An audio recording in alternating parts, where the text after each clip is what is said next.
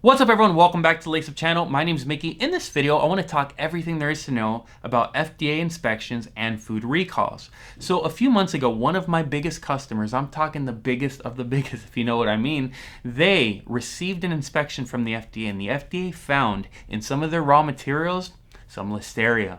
Now, I'm not a microbiologist, forgive me for my ignorance on the topic, but from what I understand, Listeria is a bacteria that affects you physically. It makes you extremely sick if consumed. And some people, especially those that are older or women that are pregnant, could suffer huge health consequences from consuming this bacteria. So anyways, my customer gets discovered to have this in their raw materials. All of a sudden they had to shut down production and they had to recall all of the items produced, which was an absolute disaster for them. I'm talking this customer lost millions and millions of dollars. So in this video, I kind of want to walk you through the process of an FDA inspection as well as the process of a recall and what it means to you and what you can do to maybe minimize the risk of having these things affect your business. Anyways, let's get right into it. So the rigorousness and frequency of FDA inspections were enacted after the FSMA, the Food Safety Modernization Act, which was an act enacted by Congress. And the whole purpose of this act is to ensure the safety of consumers. Consumers who consume goods and services like food and beverages from producers of those goods and services here in this country. Now, what does it mean to have an FDA inspection? Well, I'm glad you asked, Johnny. Having an FDA inspection means that somebody, an inspector, is going to come to your facility and they're going to do a series of tests.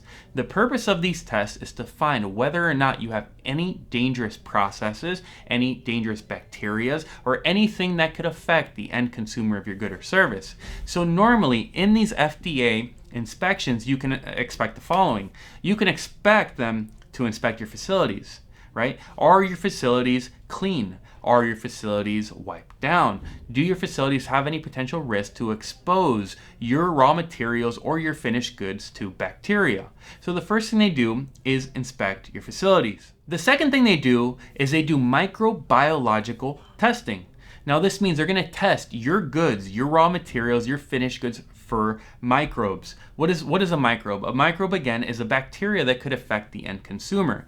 And normally what they do is they test 1 to 200 samples in your entire warehouse to ensure that none of those samples will contain Listeria, for example, or Salmonella, or whatever other bacterial components exist that could hurt your end consumer.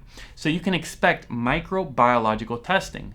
Next, you can expect, and perhaps the most rigorous part of the investigation, is record reviews. Now, the core around record reviews is they're going to check all of your production historically for 3 months. Now, on their website, it says to make sure you keep 2 years of history, but normally they check the last 3 months. They want to know what you produced, what was in it, what was sent to customers, what's left in your warehouse, right? They want to know if there's any discrepancies. So did you produce a lot number? Let's say you produce 100 of lot A. You've got 80 in your warehouse, but you sold 10 to your customer. What happened to those other 10? You have to be able to explain and justify that variance between what you have and what we were supposed to have. So during this record evaluation that they do, you need to know exactly your history, your data, and you need to be able to provide that to the FDA. Not to mention, in addition to the record, in addition to the history, you need to be able to provide all of your processes from sanitation to recall to preventative processes to ensure that you maintain safety standards within your production facility. Also, your sanitary transportation processes. Essentially, they want to know if you have written down all of your different processes so that you can give them to your employees so that you remain compliant. Now, I'm going to go ahead and link below the link to the FDA's website so you can kind of see what these things look like and what they're looking for. That way you can be ready for your next inspection.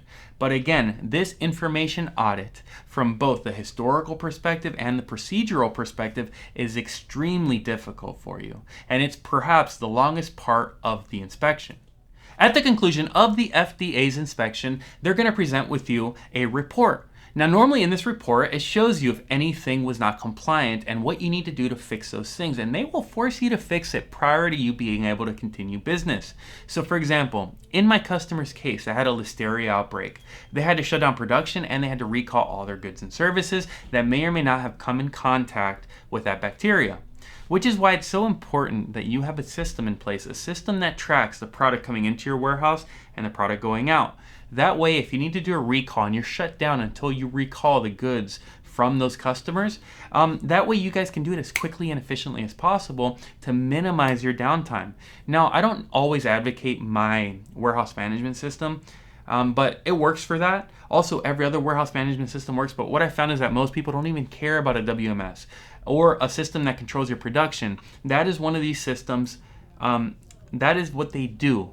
That is what they're used for. And that is why you need one. So during the recall, they're gonna tell you exactly what you need to recall. They're gonna tell you how long you have to recall it, and they're gonna basically shut you down until that whole process is done.